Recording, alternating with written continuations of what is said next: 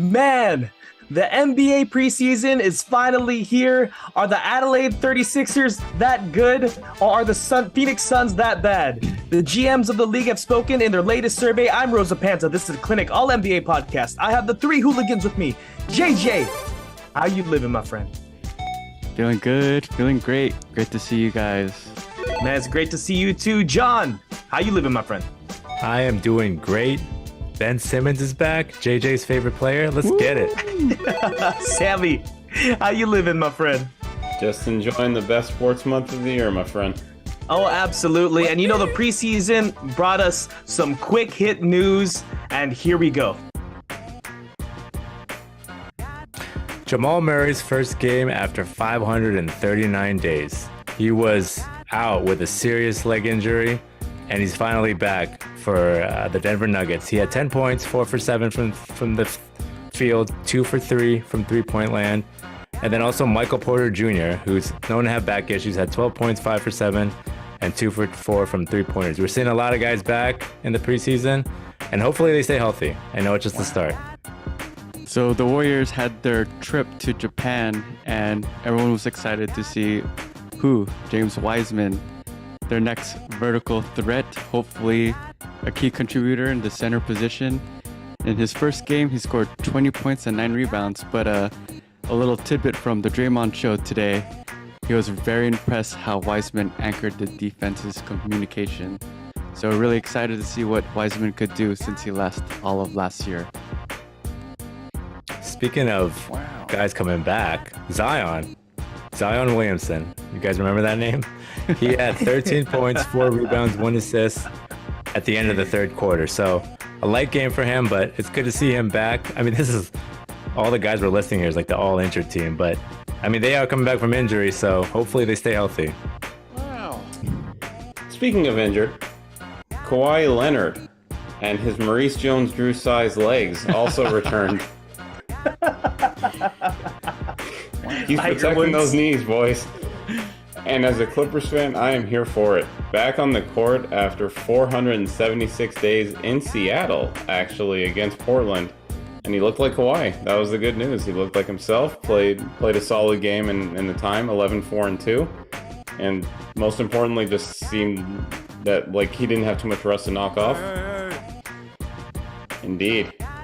PG also played pretty solid ball, 12-7-2, and John Wall made his Clippers debut, played about 14 minutes off the bench. Looks like he's going to start the season there, but all three players, considering their layoffs, especially Wall and Kawhi, look solid. So good start for the Clippers. So as Sammy mentioned, the Clippers played the Blazers in Seattle, and Dame had his first game back after 276 days. He actually went off, guys. 16 points, 3 rebounds, and 2 assists. Had a few shots up, more than I expected for a first preseason game, but got to get your legs underneath you in the preseason, so come regular season, you're good to go. And in one more long-standing return, Ben Simmons finally suited up for the Nets. First game since the Game 7 debacle against Atlanta when he was in Philly. He had 6 points, 5 assists, 4 rebounds. Unfortunately, 1 or 2 shots that hit the backboard and nothing else. Got a little booed by the Brooklyn fans. I have no idea what to expect from the Nets this year, but, you know, end of the day, I'm glad to see him back on the court. Man, guys, were the booings really like warranted for Ben Simmons here already by the Brooklyn fans? What do you guys think? Oh man, do you hurt the feelings of a fragile horse? Right before the Kentucky Derby, no less. No, yeah. Man, you got to cheer him on in this first game. That's what I'm saying. I don't know what Brooklyn fans are doing, man. But you know, let's get to the topics here. We have quite a doozy for the first one. The Phoenix Suns took an unexpected L to the Adelaide 36ers. It went 134-124. And basically, who are the 36ers? Well, they're an Australian National Basketball League team, and they played on Sunday. And the Phoenix Suns actually became the first team to lose a preseason game to a non-NBA team since the Oklahoma City Thunder lost to Real Madrid in 2016. So it's been 6 years since the last time this has happened. And boys, I have to ask you guys, do we need to? Are we properly reacting to this loss? Like, people are saying the sky is falling for the Phoenix Suns. There's no way they're gonna like get back to championship contention. This team is obviously broken. What do you guys think? I think they should blow it up. Oh, The entire team. I'm totally kidding, by the way. That's a little bit of an I was gonna overreaction. ask. I was gonna say, was it because of this loss or why Well, do you yeah, think so? I was going to say that. That's where I was going. This was the nail in the coffin. I mean, realistically, no, right? It's preseason. I don't think we should put much stock into this, but I just think it's funny that the narrative and the media is portraying it like it's a big deal, and I'm gonna go with it. I think it's awesome. I don't know who the Adelaide 36ers are. Is this like a copyright infringement from the Philadelphia 76ers? I don't know what's going on with this team. I don't know who's on the team. I just saw the news one day and I was like, why are people flipping out? Why is Twitter going off? And then I realized that Chris Paul's Phoenix Suns lost to the Adelaide 36ers. And my God, it's quite a story, I gotta say. I don't know. What do you guys think about this? This is outrageous. If it was a preseason game by itself, no prior history, nothing else that just happened, I don't think it would matter. But man, it's been a rough 4 months in Phoenix, hasn't it? Like, just... I guarantee you Adelaide covered the spread. I will say that much to start this off. But... You can bet on this game? I guarantee you can bet on this game. There are a lot of degenerates out there goodness. like myself, my friend. So I need to know the odds on this one, man. Who put down $100 on my Adelaide? best guess is that the spread for this game was probably Phoenix by 20. Being conservative. Yeah. Let's put it that way. But yeah, if it was just a preseason game, I wouldn't care.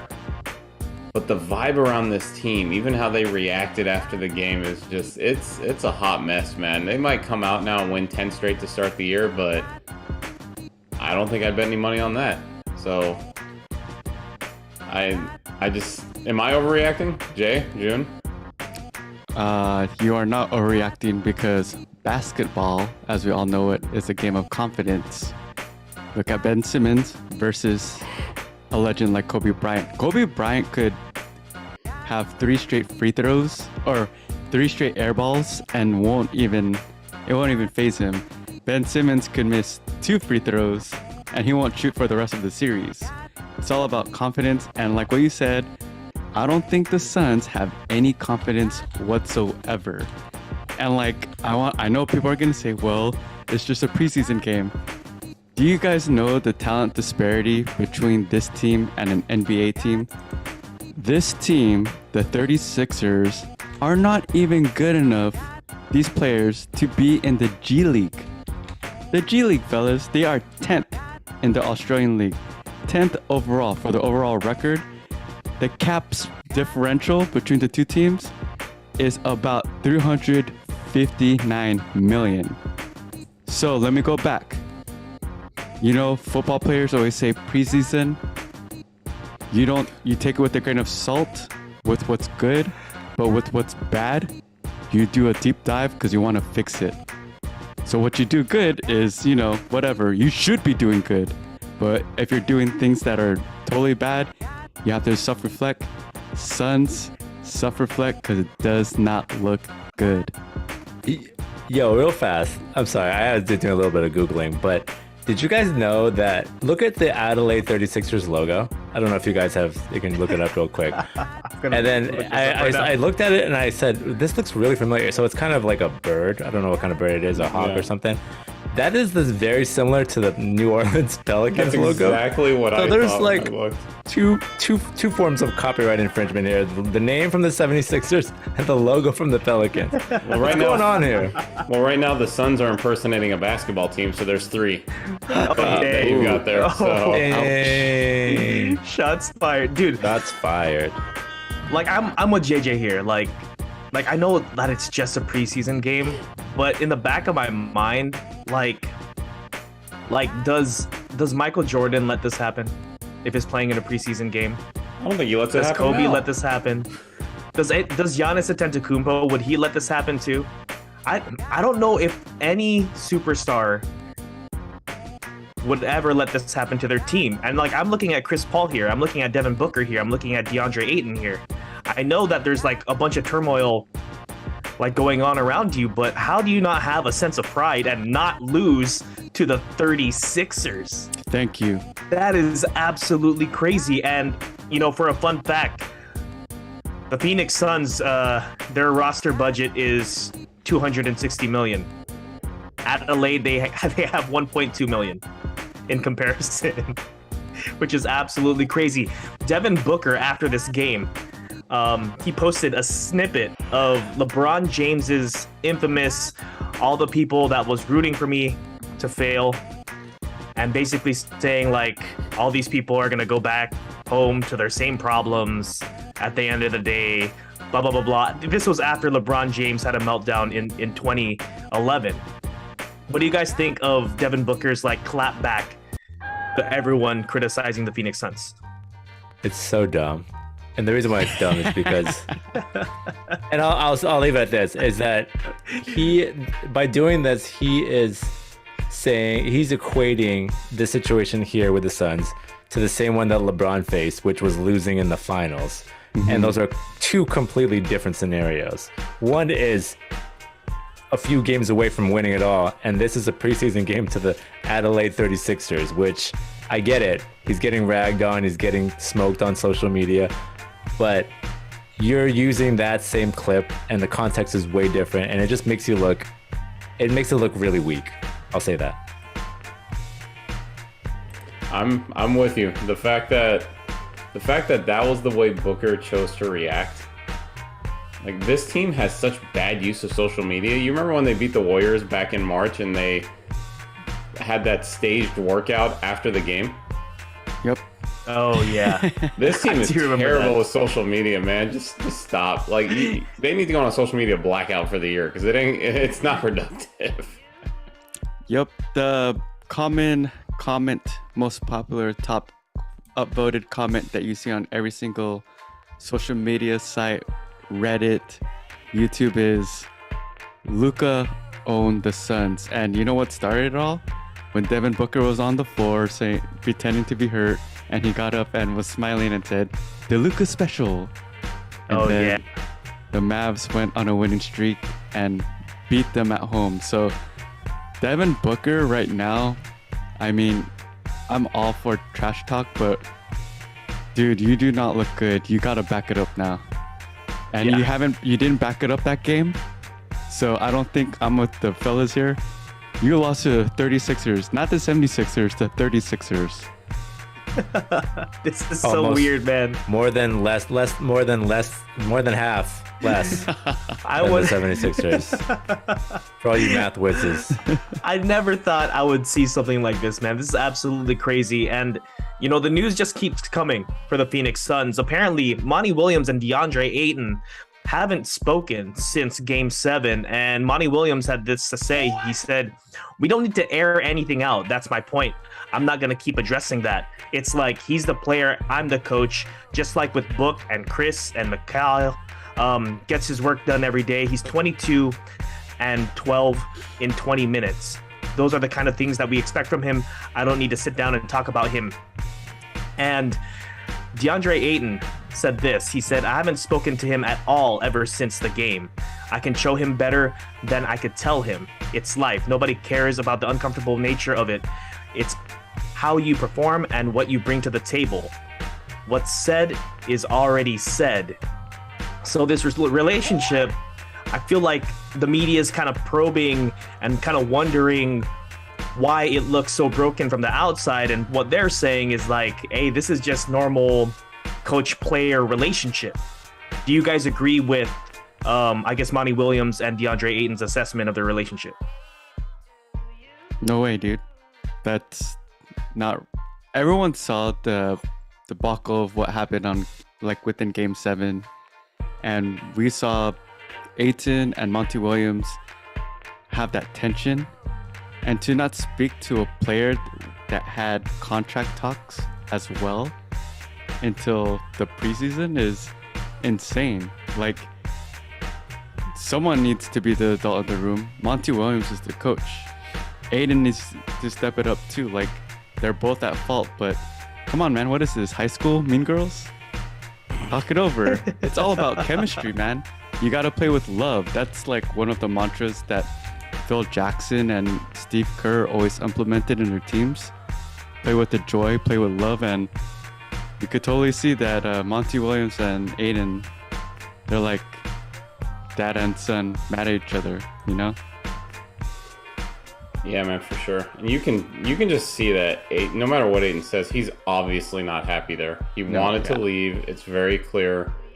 He has a bit of a beef because they clearly didn't want to pay him, and they wanted to save money. They wouldn't just give him his max extension. They waited intentionally to short him a year. He came back to camp, and we talked about this last week. That was the most miserable media day that anybody had by far. It does make you wonder, if I remember correctly, players who got signed this offseason can get traded. I want to say it's in either December or January. January, yeah. January. Okay, so if the sky really is starting to fall in Phoenix, and this team is in like the 9 seed in January, it makes me wonder if they would actually put him out there and trade him. Do you think they could be in 9th, Sammy? With how the West looks, it wouldn't completely shock me, honestly. Like, it wouldn't shock me either. Yeah, I mean, John, what do you think? I think Aiton's going to get traded before. How soon? I think he's going to get traded before the deadline. Okay. That's my guess. They can't trade him to Indiana. I do want to put that out there. They cannot trade him to Indiana until next season. So it would be another team. That's part of the rules of the offer sheet rules are weird, man. Yeah, this entire story and this what Monty Williams is saying here, it does not compute with me. It's completely ridiculous. And to be frank, and I think JJ hit the nail on the head, is that when you have issues with somebody in any workplace, wherever it may be, you don't just ignore it and disregard it. That's not how you get over it. That's not how you come to a resolution. And by saying all of these things, it just reiterates my notion that there is a lot of trouble in Phoenix Suns land. And I think it's totally possible that they could be 9th seed. They could even, surprise me. And I hope Chris Paul's on the team. I don't want to say I hope, because I know that there are Phoenix Suns fans watching. But I will say this. I think that DeAndre Ayton is going to be traded. There's just too much friction here for me, and I think he's going to be gone by the deadline.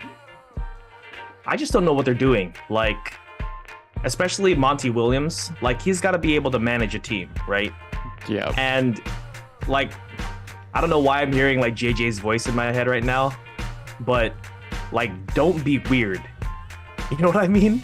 Like, don't be weird. They are both making it so weird and so unusual. Like, you benched DeAndre Ayton in an important Game 7. He only played 17 minutes. You don't think that warrants a conversation?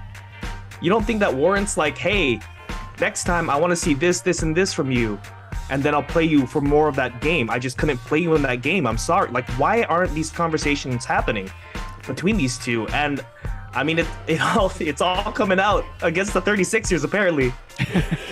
This is embarrassing, dude. But anyway, we're going to get to our next topic here, and it's about Kareem Abdul-Jabbar calling out Kyrie Irving.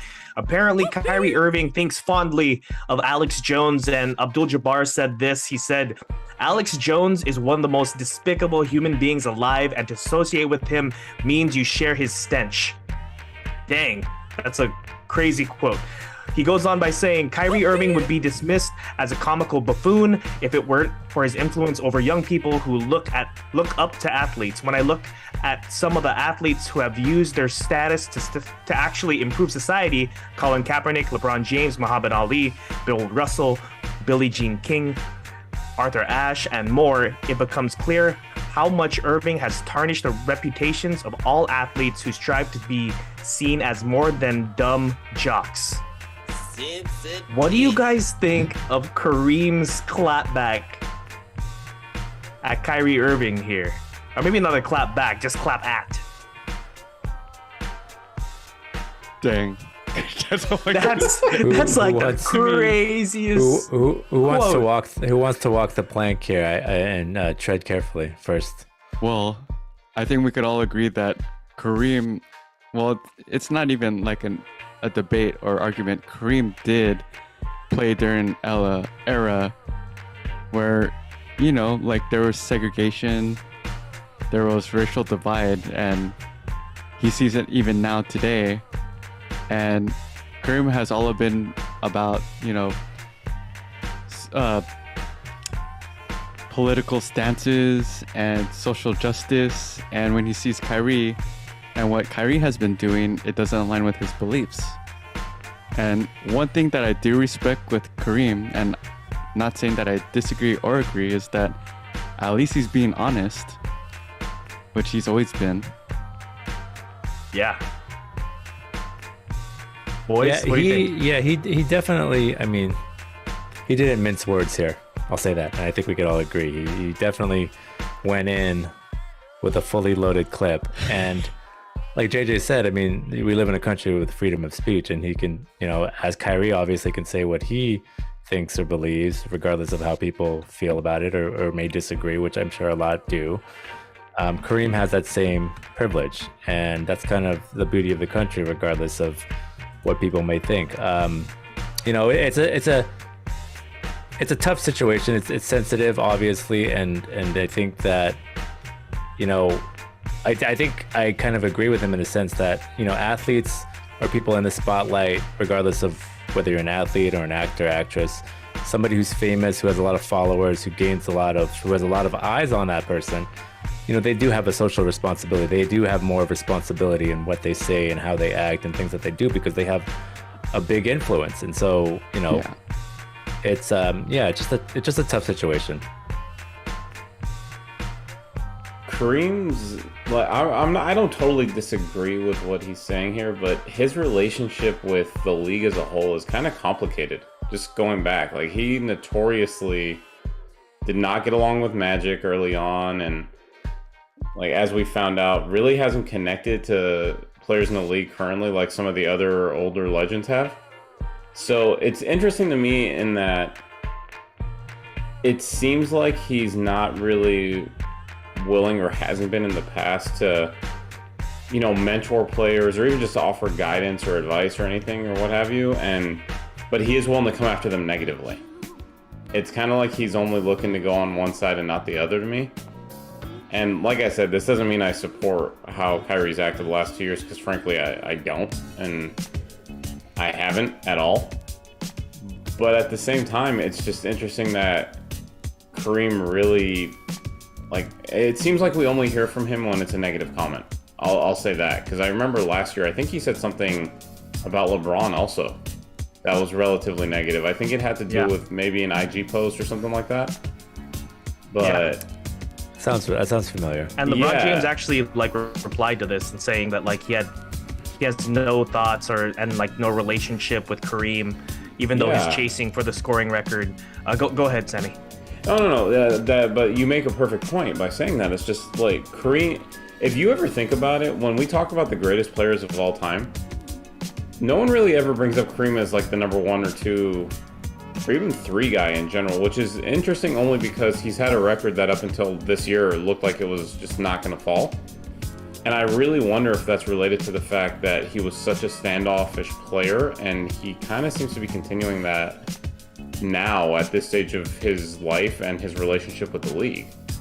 So I don't know if those things are related, but I don't think it's not connected in some way, because he just doesn't seem to be all that liked. Yeah. Go ahead, Jay. He just has, like John said, he has expectations from these players, but it's a different generation. Like, his ideal athlete is to speak out, like what Sammy was saying, like what John was saying about social issues. But then you have Kyrie, who talks about, you know, the flat earth, burning sage. Like, those are not part of his generational like values. Yeah, and I'll just say this too, is that I think Sammy's right when he said it does seem like Kareem is only saying things that are negative, and I know that, and I'm sure that he does stuff in the community. I mean, he has a history of it. He, like JJ said, he played basketball in his prime in a very tough social atmosphere. But perception is reality, as they say. And so when you're continuing to have these posts about, you know, just bringing down people, regardless, I mean, I don't agree with Kyrie. I'll say that, you know, but like, what good is it just to continue to knock people down and to maybe like reach out to him privately and say, hey man, you know, what you're doing is not good for, you know, the influence that you have, or something along those lines. But just like, I don't see any positivity coming from what Kareem is doing with these posts. I'll say that. There's like no point, you're saying, right? Right. Like, yeah, like, go ahead. No, go. What I was going to say is, I mean, Kareem references LeBron James and Muhammad Ali and Bill Russell, which are like legendary athletes, right? I don't think anyone looks up to Kyrie that way. I don't think there's a kid out there that's like, yeah, I didn't get the vaccine because Kyrie didn't, or, you know, I think that Earth is flat because I heard from Kyrie Irving. Like, I don't think these people exist, but I do like see what Kareem Abdul-Jabbar's concern is, that maybe there's like a small chance that someone looks up to Kyrie that way. There's always dumb people, dude. That's also Dumb people true. listen. Look at our history of our world. Dumb people listen to dumb leaders, and it's led to, you know, drastic things happening. So Yeah, that's absolutely true. But you know what, guys? We're actually going to take a short little break with a word from our sponsor. The NFL action is in full swing at DraftKings Sportsbook, an official sports betting partner of the NFL. We're talking touchdowns, big plays, and even bigger wins. New customers can bet just $5 on any NFL team to win and get $200 in free bets if they do. Wow. Download the DraftKings Sportsbook app now and use promo code TBPN to get $200 in free bets if your team wins when you place a $5 bet on any football game. That's code TBPN only at DraftKings Sportsbook, an official sports betting partner of the NFL. Minimum age and eligibility restrictions apply. See show notes for details. Wow. All right, so we are going to spend the back half of the show exclusively focused on the NBA app GM survey. Results were released just today, I believe. And so this survey is very extensive. We're going to focus on some of the bigger questions here, and let's toss around our analysis and see what we all think. So I'll start with the big question, of course. According to the GMs, who is going to win the finals this year? Only 4 teams got votes. The Milwaukee Bucks were the leader in the clubhouse at 43%. In second were the Warriors at 25%. In third were your LA Clippers at 21%. And in fourth, the Boston Celtics at 11%. Now, I will give one caveat here. We do not know when the GMs took this survey and if it was before or after the Udoka news. So I don't know if that would have affected these results at all. True. So, that being said, I'll throw 2 questions out to my esteemed colleagues here. One, do you agree with this list, not in terms of percentage, but that these are the only 4 teams? In terms of just, are these the only 4 teams that realistically have a shot at winning the championship? And 2, do you agree with that order? And let's kick this off with the non-Warrior fan of our panel here. Yes. John, thoughts? Oh man, wow. No, I do not think that these are the only 4 teams on the contender list. Say it. Is it the Lakers? Listen, I mean, I feel like I telegraphed that. I feel like I telegraphed it, right? But Yeah. Okay, and I'll say this. I will say the Lakers because I firmly believe that the Lakers are going to trade Westbrook for Miles Turner and Buddy Hield at some point this season. There was a huge rumor that they were considering it They were really considering it, but the Lakers, this is a rumor, obviously. The Lakers decided to just let it roll and see the team for what it is because they added new pieces.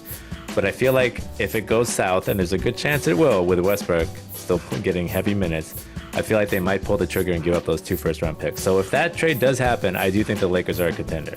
I think they fill in a lot of holes, and I think that they'll be up there. I wouldn't put them up like high percentage, but I'd put them in there. Sorry, and Sammy, what was the second part of that? Your question? So of those 4, what do you think of that order? Like, do you think Milwaukee is rightfully? Do you think Milwaukee should be the favorite this year, basically? Oh man, you know what? I'm gonna say yes. I'm gonna say yes because the last 2 years they had injuries, and I mean you could honestly say that's the reason why. Well, last year they had an injury. I'm not sure if they had it 2 years. 2 years ago they won. Sorry. Yes. So last year they had a major injury to Middleton. So I think fully healthy, yes, they're up there. I mean, I feel like I know what the Warrior fans are gonna say. How can you disrespect the champion team like this? But I think that the survey was just, who do you realistically think is going to make it? And I think the Warriors are up there, but I think I'm with them. The sentiment is it's hard to repeat. It's super hard to repeat in this league. And so that's probably why the Warriors are number 2. But I kind of like this order, with the exception of the Celtics, obviously, with the Udoka news. So I'd probably remove them from the list.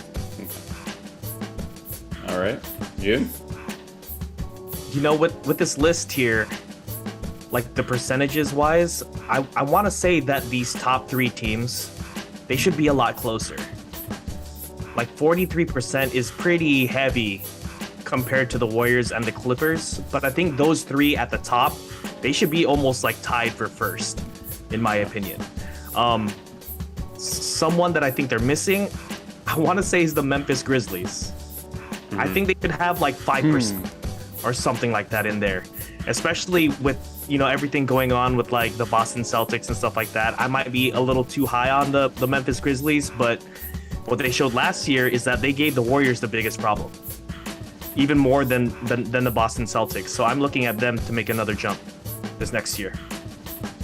Interesting. I know Triple J isn't coming back until 6 more months.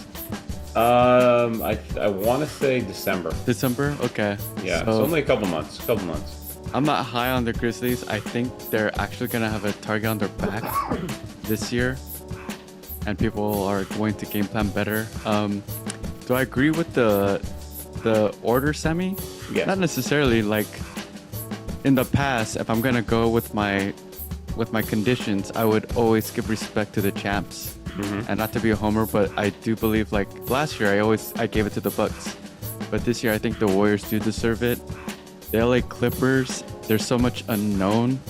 I think it's kind of crazy that the Celtics they're 4th. My contingent for the Bucks though, and my argument against why they shouldn't be a heavy favorite is because the Nets brought them to a game 7 without a healthy Kyrie or Harden. And KD basically, with his toe, lost that series. So can the Bucks beat a fully healthy Clippers, Warriors, and Celtics? Maybe the Celtics, but I don't know about the other 2. That's a good point. And I just want to tie back into something you were both talking about. So there's 2 things I noticed here. One, clearly we're not overblown on Phoenix because they're not on this list either. So the GMs don't think it's going to be a very good year there either. Secondly, on the Memphis front, I just want to tie this in. In the Western Conference rankings, the GMs don't have a ton of respect for Memphis. They actually have them all the way down at 5th, below Phoenix and Denver. Wow. In the Western Conference rankings, the Clippers and Warriors are 1-2. They got the same amount of first place votes, and in the tiebreaker, the Clippers got slightly more second place votes. Then it falls off a cliff. There's clearly among the GMs a top tier of those 2. And from there, Memphis is actually below Denver. Dallas and Minnesota are tied below them. Lakers are in at 8. New Orleans is in at 9. So For me, the fact that there's only 4 teams, just with how deep both conferences are, was the main thing that caught my eye. I didn't think any one team would get a 43% share at all. So, June, I think it was you that was saying you thought those top 3 would be a little bit closer. Yeah. Yeah, I actually would imagine, I figured the same, and then a 5th and a 6th team there that maybe had like 5-6%. So I'm a little surprised it's all the way down. Memphis is an interesting one. Clearly, either other people think they need one more player. I don't know if, I don't want to say flash in the pan. I don't think they are. I think that's a very good team. But I wonder if some GMs think that they just caught the right wave last year and they're going to fall back a little bit. I don't know. That team was deep. I agree with they you were on without like Triple J and John Morant for a long time. And The they reason why they're still- not on here is because Draymond Green's living rent-free in their head. You got So that right. I agree with you there, and that just makes me hope, and we'll get to this way later in the season. Golden State and Memphis need to meet in the playoffs. I don't care what the seeds are, but there's going to be some like tasty playoff matchups down the line, and we'll get there. But I'm going to move on to the next big question, which was MVP. Very big set of 2 favorites here based on percentage. Luka got almost half the votes, 48% by himself. Dang. Giannis in at 34%, Embiid at 14%, Curry at 3%. So clearly the GMs think this is a 2-player race. Luka, in his favor, has the fact that he's never won it, which tends to help with the media. Is this Luka's year? June, started with you. It's sure looking like it. But I think that Joel Embiid is getting mad disrespect here with only 14% of these votes. Especially with James Harden looking the way that he looks right now. I think Joel Embiid is primed to have a really nice team around him and to have probably a high seed. So with Dallas, like I'm thinking 6 and down for their seed. So for me, I would go with Joel Embiid, like to be higher than Luka Doncic. In my opinion, it'd be Giannis, Embiid, and then Doncic. In my opinion. What about you boys? Okay. JJ? We've talked about this numerous times, but Sammy, you said this as well, that the MVP talk is always what? A narration. It's always a storyline. We don't even see Jokic here. And there's a great possibility that Jokic, with the additions of MPJ and Jamal Murray. He's going to have even better assists, more looks, and just better overall numbers. And the fact that they didn't even include him just proves our point that it's a narration. To have Luka there, where you could argue they're not going to be as good because they did lose some key contributors on the team, it's kind of crazy, I think. Embiid, like Jun said, continues to be disrespected, and my surprise, KD's not even considered top 5. I was actually going to ask that next. Go ahead. And he's always in the top 3, top 2 conversation. So, yeah, that's what I think. I feel like Luka's a trap. I don't know. I could see Dallas being mediocre this year. Me too. And I know that plays a big part in the MVP narrative, right? Is your team has to be at least top 3 seeded. And I don't know if Dallas is there. I think they're going to be middle of the pack, and I think it's going to be hard to give him MVP unless a bunch of guys get injured and he just carries the team to the playoffs, which, doesn't always work out that way. Kobe Bryant in 2006. So I think it's a little high. Giannis is always up there. Joel, I'll say for Philadelphia, I can't back down now, right? I think Philadelphia should be on this list, but I think it's the wrong person. I think James Harden is going to be the MVP for Take that your team. swing, man. Yeah, Take you your got- swing. Oh man. I'm that sticking hill, with dude. it. I'm sticking Down with that it. hill, yeah. I will die. I'll die on no hill. I'm gonna be right. You gotta put that in DraftKings, dude. Yes, Yeah, man. I know. Throw it in. $10 will probably win you four G's right now. 4 at million. least. 4 million. It might. Put some respect on James Harden's name. How dare you? I will say for me, not that he should be the favorite because he shouldn't be. Little surprised Tatum's not anywhere on this list. Yeah. That's the one that caught me. Tatum agree, and Jokic. Sammy. Jokic, the only reason he's not on here is because I think in the history of the league, I don't know if anyone's ever won MVP 3 years in a row. And I wonder if the GM's just assuming he's not going to do it. One time? It's been done once by Larry Bird. Larry Bird. Okay. So I'm wondering if the GMs are assuming that. I'm kind of with you guys, June in particular, that Embiid should be a little bit higher because like, narrative's there, like you were saying, Jay. But I'm just surprised that Tatum didn't even get 5%. That one shocks me a little bit. I thought that he would be up there. I wonder if the end of the finals left a bad taste in these GM's mouths, and maybe that's why he's not there. I also agree, John, on your point. Luka's been talked about. He's the MVP favorite this year and last year, and no one seems to remember outside of Westbrook the 6th seed. Well, I guess Jokic did it this year, but unless we're going to start breaking that trend regularly, 6 seeds normally don't get it unless their performance is so insane. Unless they average a triple-double. Yeah, well, even if it's an empty one. Like Russell Westbrook. So, yeah, man, I have a hunch it's going to be Embiid. Me too. Call it a hunch. You mean James Harden? Joel Harden for MVP. Let's make it happen. Just James Harden's going to be unleashed this year. Just watch. There you go. With that, I will move on to our next question here. Let's talk about the breakout or most improved player.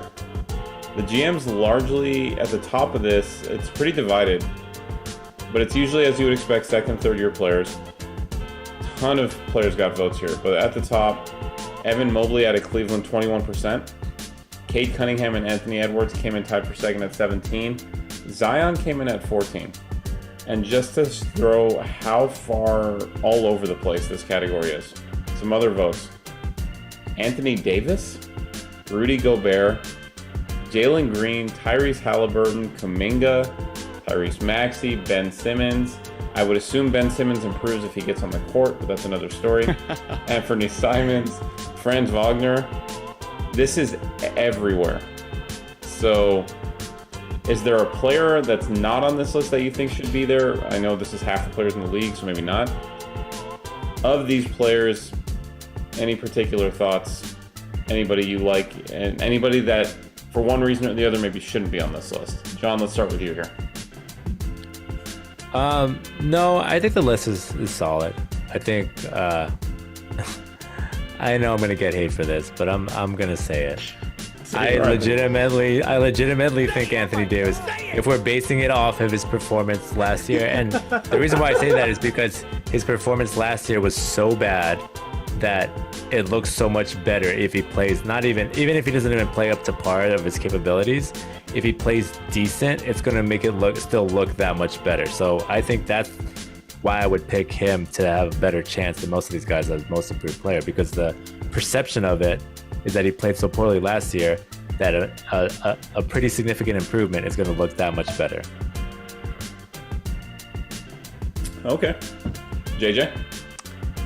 The one person I don't agree that should be on the list is probably Anthony Edwards, because I think he's already good, man. I think he's already a star. I disagree that Ja Morant should have won it last year. I don't know why he won, because he wasn't most improved. He was an MVP candidate. So I think, for the most deserving players, it should be a difference from where they were and how they are now. And I don't know how much more Anthony Edwards could get better. So that's my take from most improved. Thank you, JJ, for saying that about Ja Morant, by the way, winning most improved player of the year last year, because that was ridiculous. Yeah. That was absolutely ridiculous. And I'm with you with that Anthony Edwards train. Even though he can, there's a big possibility he will improve this year, take that next step, per se. I don't think you should award it to that guy. For me, Zion didn't play a game last year, and he's been largely injured. I don't think he's ever played even more than 30 games or something like that per year. I can't remember what the exact stats are, but out of this list, Zion Williamson is probably the biggest swing because the talent is there, and now he's like in shape. We've all seen the pictures.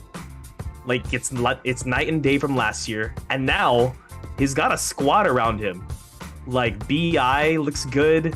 Now he's got CJ McCollum. I like that Pelican squad. So for me, I want to say Zion Williamson's probably the biggest swing here. But Evan Mobley is probably the safest choice, right? Because it's very established, that group already. They just added the guy from Donovan Mitchell. Donovan Mitchell.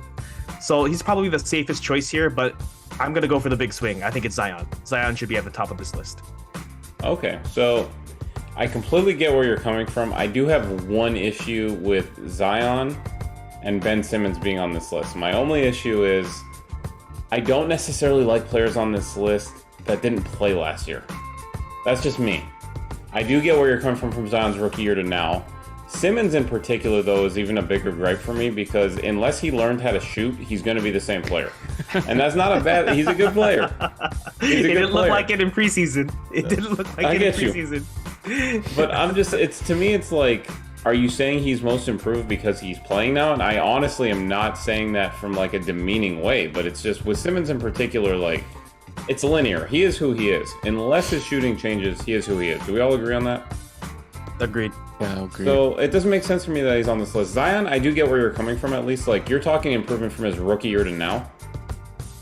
So I can see it there. So I do like that swing. I agree on the Mobley take. My swing on this is actually going to be Tyrese Halliburton. This is going to be the first year that he's the main player there, assuming Turner and Hield get traded. And he's going to be given the keys and just let go. And there's not going to be another similar player in Fox fighting for minutes. I think he's going to have a really good year, albeit I think that team's going to be really bad. So we'll see if he gets noticed. I have no idea why Rudy Gobert is on this list. None. I'm just going to throw that out there. My best guess is that Minnesota's GM made that vote himself to justify trading 5 picks for the guy. Nice. Hey man, I'm just saying. I know we toss a little shade at Portland every now and again. I think Simons could be an underrated value at this play too. It wouldn't totally shock me if he's better than people think, only because in the past we've seen that a complimentary guard will put up numbers next to Dame. Right. Like their guard situation's so muddled though. They have like a ton of guards. It's like ridiculous. Good point. All right. Let's do one more question here, and then we will go from there. So, the last question, just because it's interesting to me in terms of the glut of talent at it. Who's the best small forward in the NBA? And check out these names. Top of the list, KD at 45%, Tatum at 24%. Doncic, who got votes at shooting guard, point guard, and small forward, came in at small forward at 17%. LeBron at 10%, Kawhi at 3%. To put this in perspective, KD led the voting last year with 67% of the vote. Should KD still be number 1 on this list? And if not, who should be? So to kick this one off, I'm going to start with JJ.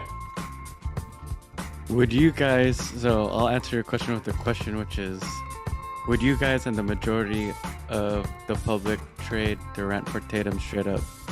Because if you wouldn't, then you have to put KD at number 1. No, because of I wouldn't do it. The defensive discrepancy. So you would put Tatum 1 or Durant 1? Durant over Tatum. I don't know if I would put Durant number 1 though, but go ahead. I'll elaborate on that in a sec. We already know who you got number 1. Go ahead. This is for a small forward though, right? Yes. Because if we're gonna have a debate, I know where you're going with this, John. For your number 1, are the players that you guys have in mind, are they true small forwards or power forwards? Because now we have to play this game since Luka's in like every damn position here. Well, do you want to? Okay, so right. I that's think a good question. I think that makes Luka the best small forward. Yes, that's where I was going. I actually wasn't going LeBron, even though Sammy thought I was. I was actually going Luka, and that's based on the position. Don't lie here. You don't have to lie to kick it. No, It's for cool. real. Like LeBron, like I wouldn't even 3. I mean, he plays like LeBron James is like a 1 for anything. He's a small forward guard. I mean, he's our best passer. He's a facilitator on the team. So that's why like categorizing this and putting them into positions is, if we're going by small forward, I put Luka on there. Yeah. Like he's really the only true. Is he really the only true small forward on? I don't even consider Luka a small forward, to be honest with you. He's not a power forward. I consider him a point guard. Oh, point guard. Yeah. Okay. Yeah. So small forward, man. Small forward's evolved, hasn't it? You can put any type of player at that position now over the last few years. And if you really want to trace roots back, I almost look at this like Scottie Pippen's evolution of what that position became. Because you look at these players, man, these are 5 very different players in terms of how they play the game. So I get where you're coming from saying Luka. I mean, June, who did you have at the top of this list? Well, if I'm just going with the list here, it's let's going to be Luka Doncic. Let's go with the list then. You got Luka. It's going to be Luka Doncic. But if I'm going if I'm going to be strict about this, who's really a small forward? I mean, it's going to be KD. It's going to be Kevin Durant. I mean, the way he stretches the floor, his shooting ability, his defense actually down low is really good. Oh my god. Just don't talk about the mentals here. Just don't talk about that part. Dude. But Kevin Durant, to me, is probably number 1 here. I think I gotta insert myself here and Please. back up Sammy.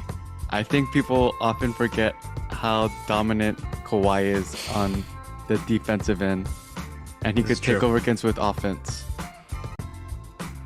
Like he's top 3 when healthy. I agree with you on that. You know what's throwing me about this question is if you include health, 3 of the 5 players on this list have not been very available the last 3 years, and that's right. KD, LeBron, and Kawhi. Because I'll be frank with you, and this might shock you all, but if I took that out of this equation, I think I would actually put LeBron at the top of this list. Damn. Personally. I'm just being honest. Where's Jimmy Buckets? Why isn't he on the list? Oh yeah, he's at number 6. That's a good one, John.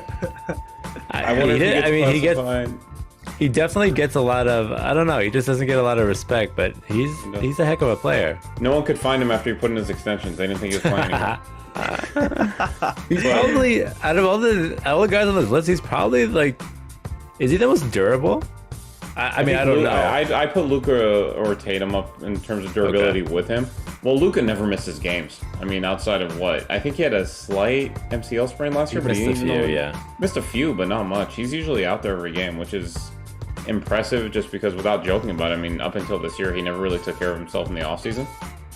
Mm-hmm. But this year he seemed to. So, see, you know what? This also, if we just look at this list and we call them small forwards, this is the most talented position in the league right now. Would you guys agree? Yes. I feel like more than point guard. I think point guard's up there too, but I feel like at the small forward, you're just responsible for so much. Yeah. Your requirements are a lot more than everyone else. Because being a small forward, you also have to be able to bang down low a little bit. Play defense on the inside. Agreed. In my opinion. John, and you have to be a perimeter defender. Yeah. And I think that's why this is such a diverse position, right? Because you can spin it any way, about what these players have to do. Yeah. And sorry, I didn't mean to interrupt. I want to go back to the point guard just for comparison, John. Here's the names in the point guard, just really quick, so we can have a quick discussion about it. The top 4 they have on the point guard list, only 4 players made it. Steph got 72% of the vote, so you guys can feel justified that your boy clearly got number 1. Luka came in at 14, CP came at 10, Trey came in at 3. That's the top 4. So compare that to the top 5 I just gave you in small forward. You tell John me. Morant's not considered a one. Was Ja wasn't on there? Isn't the positioning a little bit weird on these lists? What is this, dude? So are we sure these are GMs? Yeah. they might be of the 36ers. But I'll leave it at that. Let's wrap it up.